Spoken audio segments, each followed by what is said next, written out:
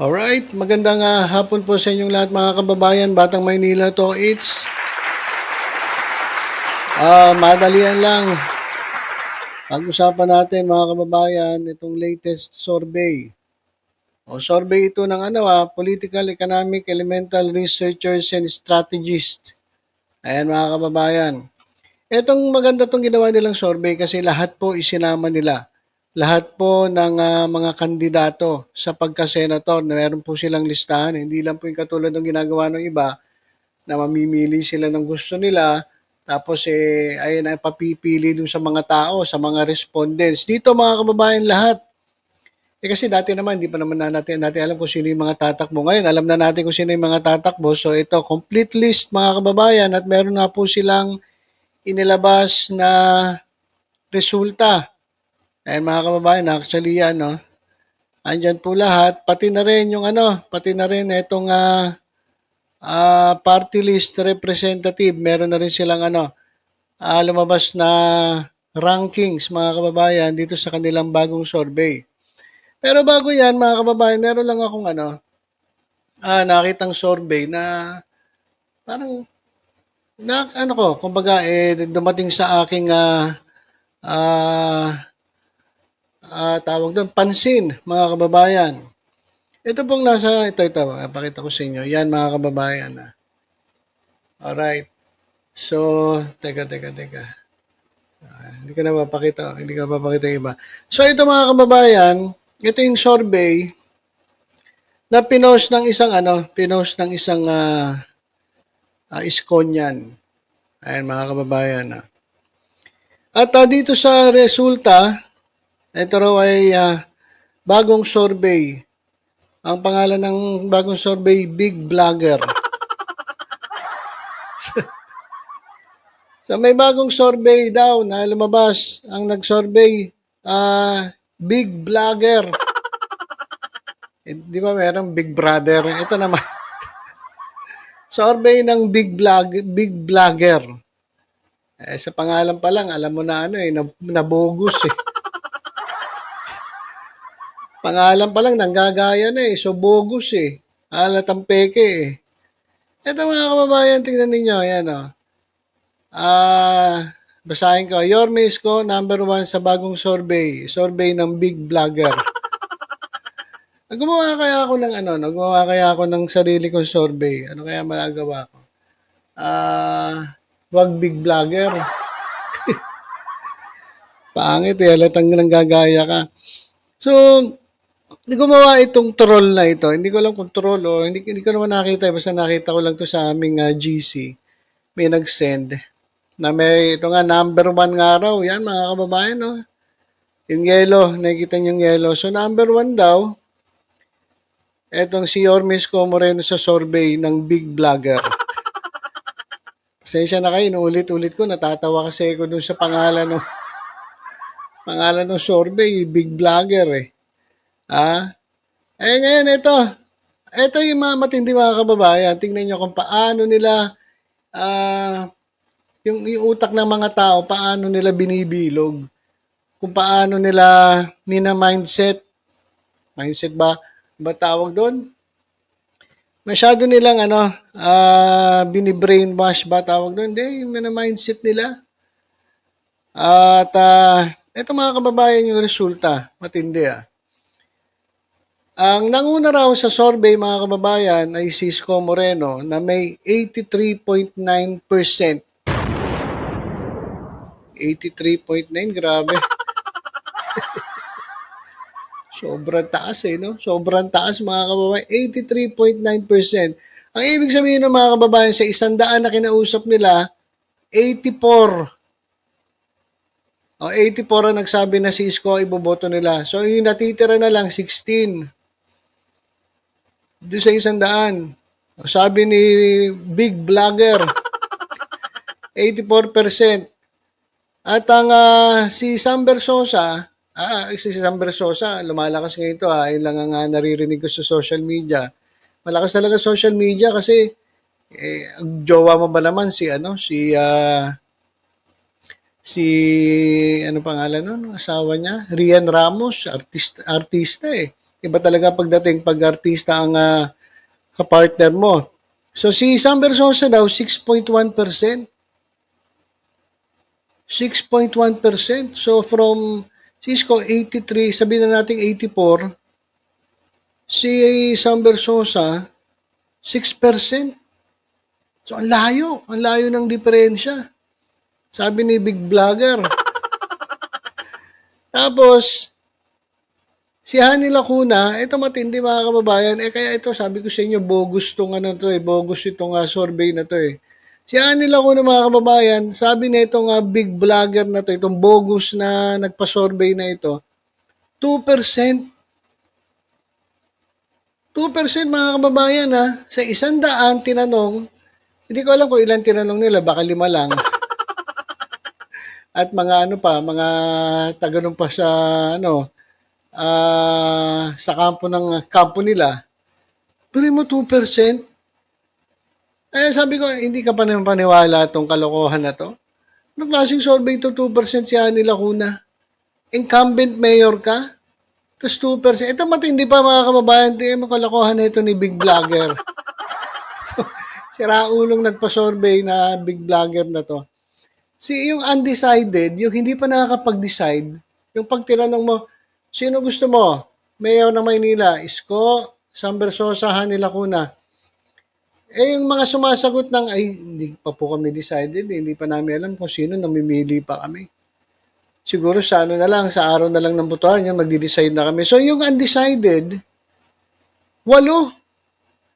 Ibig sabihin, mas marami pang undecided kaysa dun sa kay Hani Lacuna na 2%. So kalokohan to mga kababayan. Ito talaga si Big Vlogger. Sobra-sobra naman ang kalokohan na pinagagawa nito. Sobra-sobra ka naman mga loko ng tao. Grabe naman to. Ito naglalabas sila ng ganitong survey para i-set yung isip ng mga tao na talagang ganun ang mangyayari. Pero sa ground, sa totoong buhay, mga kababayan, hindi ganito ang survey. Sabihin na natin malakas talaga si Isko sa social media. Pero pagdating sa ground, iba-iba, hindi ganito. Saka sobrang layo naman, kalokohan naman to. Pinaglolo ko kung sino ka mang nag-post ka ng ganitong klaseng kalokohan, imposible. Bobo lang ang maniniwala sa'yo pag ganito. Incumbent mayor ka, tapos siya undecided, mas marami pa kaysa dun sa boboto kay Mayor Hani Lacuna. Kung titingnan mo, tanongin mo yung mga taga Maynila dyan, imposible na 2% lang kumpara sa 83.9 ni Isko at yung undecided mas marami pa. Sam Versosa 6.1.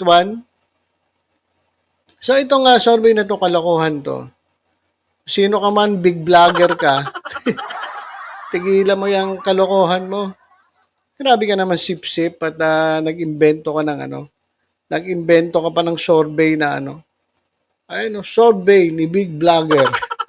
Visit. So huwag mo kayo maniniwala dyan mga kababayan, kaya laging paalala ni Mayor Hani Lacuna, huwag kayo maniniwala sa ganyan. Kasi po dyan sa Facebook, social media, dami pong fake news.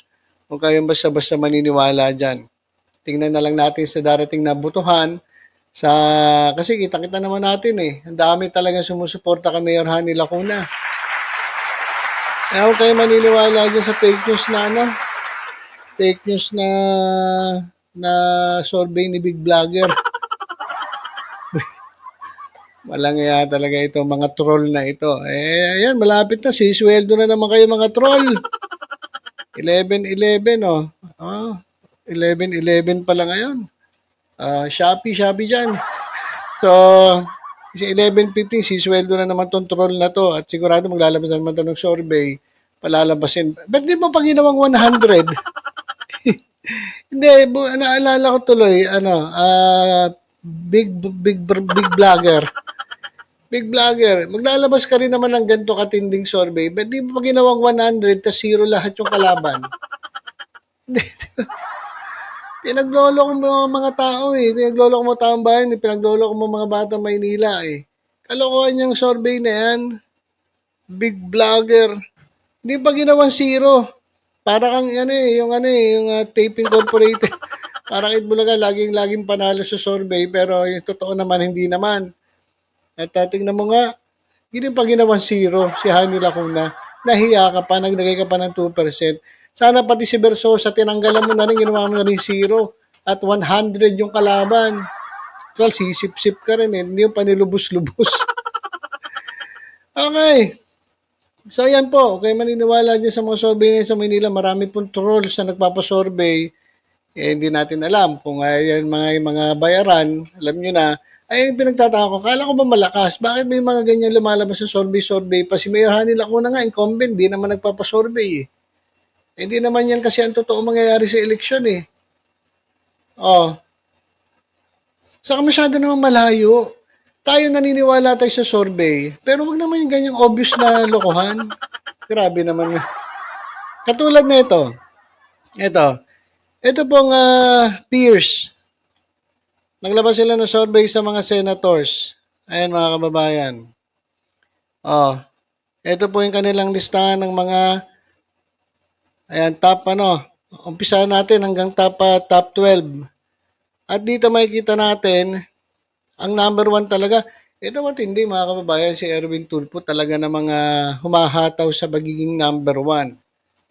Si Erwin Tulfo, ang number 1, pangalawa si Panfilo Lacson. Panfilo Lacson, malakas pa rin mga kababayan ha. Pangatlo, Vicente Soto III. Yan. Alam niya, ito yung mga kandidato na sigurado na to. Kasi kahit noon pa, hindi pa nga sila nagpa-file eh.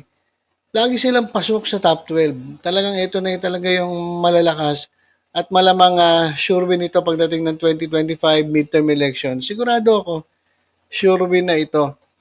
Pero lang yung iba dito na kasama, pero na pwede nating ilaglag na. Kasi iba dito hindi ako believe eh. Katulad na ito, Cayetano Pia Cayetano, number 4. Tandaan ninyo, ito ay Queen, kasama sa Queen ng Pogo ha. Sila po yung mga nagpasimula ng Pogo. Ayan po dyan, kaya dumami po ang ayan po ang pinagkapirahan nila.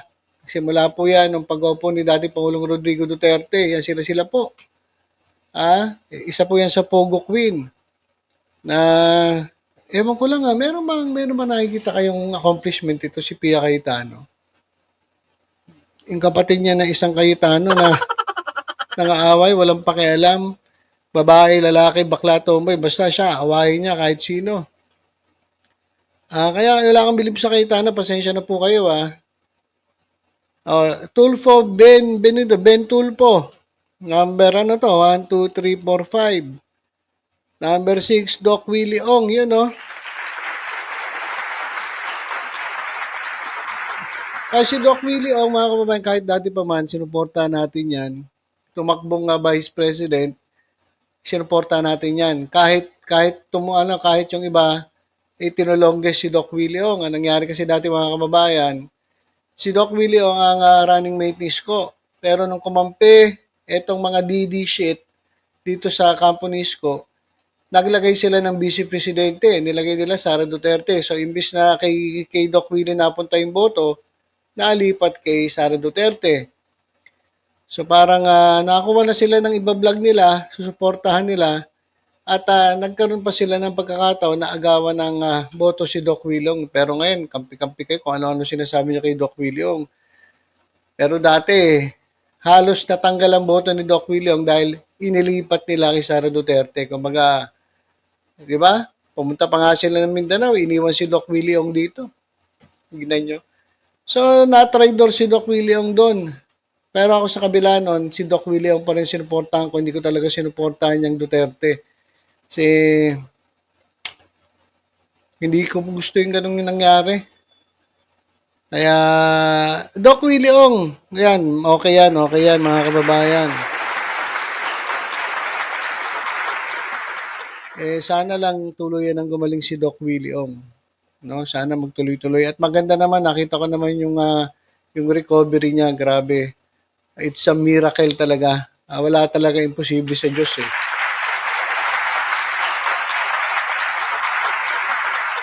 So pagkatapos si Doc Willie Ong, si Manny Pacquiao. Lakas pa rin si Manny Pacquiao. 1, 2, 3, 4, 5, 6, pang 7, pang 8, si Budot, si Bong Revilla, pang siyam, Camille Villar. Walang sawa din, mga swapang talaga. Sa pangyarihan. Pero tingnan natin, tao naman na magdi-decide eh. Tapos 10, walang iya, De La Rosa. Oh. Ito mga kababayan, si De La Rosa, PDP. At ito ngayon, ang daming kaso na ito at ginagamit niya ang kanyang pwesto bilang senator para pagtakpan ang kanyang sarili. Ginagamit niya ang kanyang posisyon para ipagtanggol ang kanyang sarili. Ginagamit niya pagiging senador para pagtakpan ang kanyang mga katarantaduhan. Kaya ito si De La Rosa, mga kababayan, delikado. Kasi number 10. Ngayon pa lang yan, siguro pagdating ng araw, laglag na yan. Hindi na yan makakasama sa number 12. Pag ganitong klaseng mga kandidato kasi walang kwenta, sarili lang ang kapakanan ng iniisip, hindi na kapakanan ng taong bayan, mas kumakampi sa magnanakaw, sa mamamatay tao, kaysa sa biktima, mga ganito, itapon natin sa inidoro. Number 11, Abalos Benjamin. Yan, pwede pa sana to, si Abalos Honasa. Number 12, ayan mga kababayan, yung pasok sa top 12. Yan. So, number 13, si Lito Lapid, si Supremo. Supremo na mas marami pang oras dyan sa Batang Quiapo kaysa dyan sa Senado. Si Iyaking Pangilinan, Francis Kiko Pangilinan na Iyakin, number 14. Isa pa to, isa pang Iyakin to. Ako, alam mo, gusto ko yung mga mga miyembro ng minority.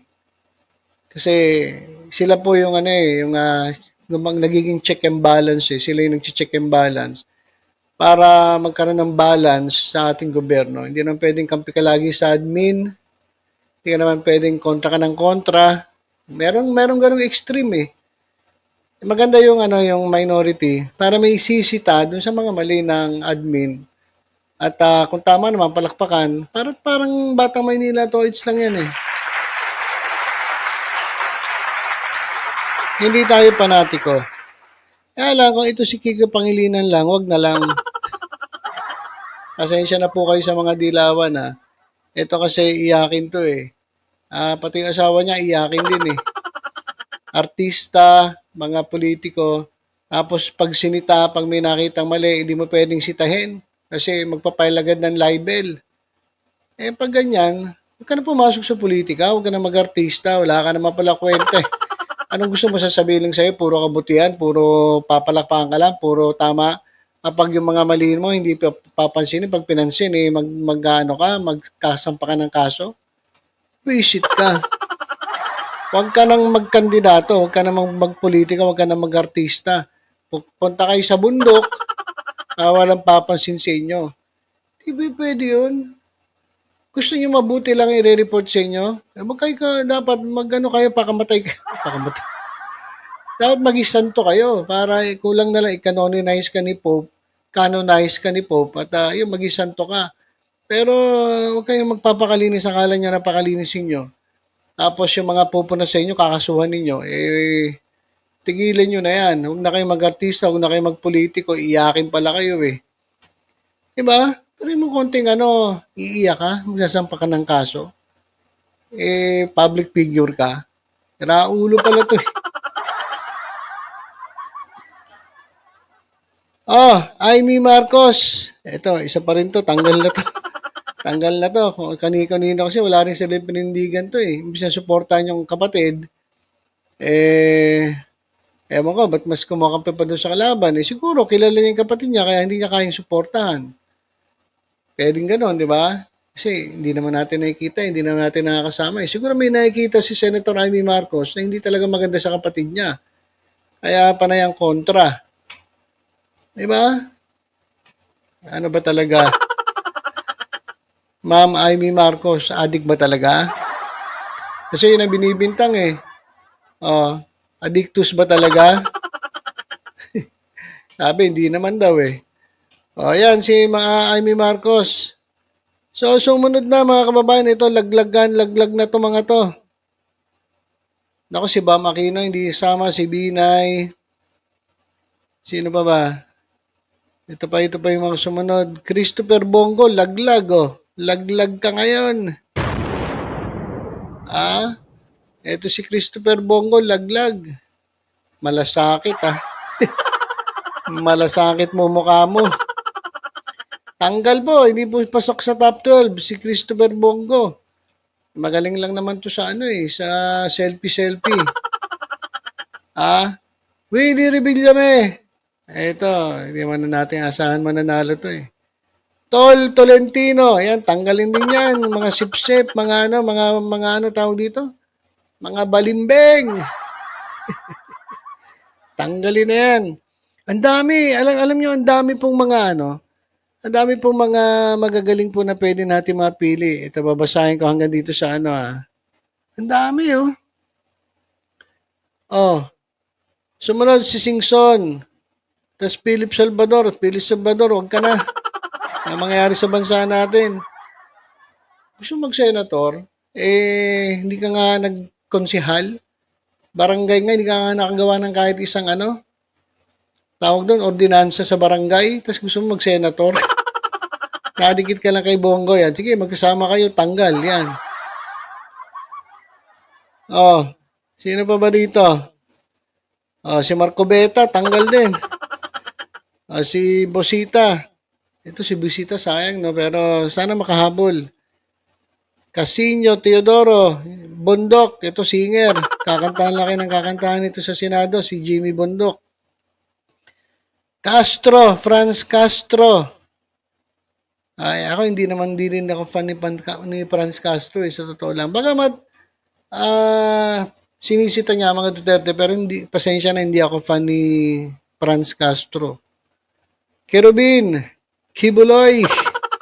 Walang yan naman, Kibuloy. Maasa pa bang mananalo to si Kibuloy? Ayan mga kababayan, tapos sino-sino pa ba? Ayan, dami pa po. Hanapin nga natin si pang ilan party list na to. Si Mark Gamboa. Nasaan si Mark Gamboa? Ayun no, independent. 4.56%. Ay, congrats Mark. Kahit pa paano hindi na yan pangit sa first timer.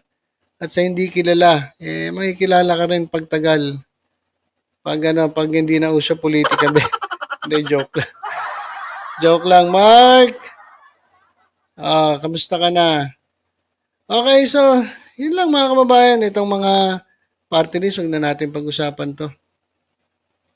So, yan mga kababayan, yun ang lumabas na survey. Political Economic Elemental Researchers and Strategists. Ayan. Gabi. So, ang rito, De La Rosa ay pasok sa 12 pero tanggalin natin, laglag natin to. At marami pa tayong mapipili dun sa sa bandang ilalim. At si si Bongo, wag na, tanggal na talaga. Nasa ilalim po, tanggal sa top 12. So hindi mananalo 'yan. Hindi mananalo 'yan si si Malasakit. Kasi hindi naman talaga malasakit eh. Mas pasakit eh. Pasakit ang So halos walang pumasok na na PDP laban, isa lang. The rest wala na, tanggal. Hindi po pumasok ang ilang PDP laban. Ayan, nasa po, nasa ilalim. Alright? So ayun lang po mga kababayan, update lang po 'yan para alam natin kung sino ang ating mga pipiliin sa darating na 2025 midterm elections. So ilan po mga kababayan, tutok-tutok lang po dito sa Batang Manila to sa iba pang updates. Ingat po tayong lahat. God bless po.